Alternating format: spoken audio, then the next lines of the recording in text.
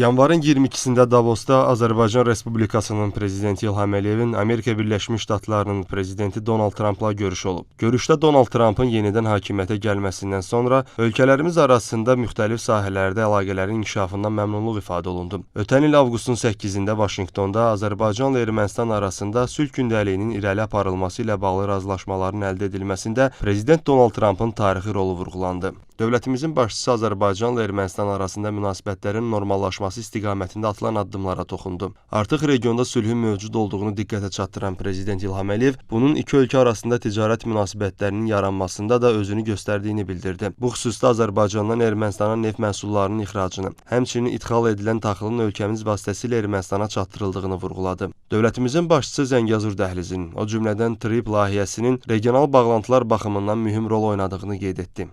Söhbət zamanı Amerika Birləşmiş Ştatları prezidentinin sədrliyi ilə yaradılan Sülh Şurasının əhəmiyyətinə toxunuldu. Bu qurumun yaxın şərqdə sülhü möhkəmləndirmək, eyni zamanda qlobal münaqişələrin həllinə töhfə vermək baxımından önəmi qeyd edildi. Sülh Şurasına təsisçi üzv dövlət qismində Azərbaycanın dəvət olunması Azərbaycan-Amerika Birləşmiş Ştatları strateji tərəfdaşlığının və ölkəmizin dünyada sülhün təşviqində oynadığı rolun təcəssümü kimi qiymətləndirildi. Söhbət əsnasında dövlət başçıları ikitərəfli əlaqələrimizin perspektivləri ilə bağlı fikir mübadiləsi apardılar. Müxtəlif səviyyəli qarşılıqlı səfərlərin və təmasların münasibətlərimizin dərinləşdirilməsində rolunu qeyd etdilər.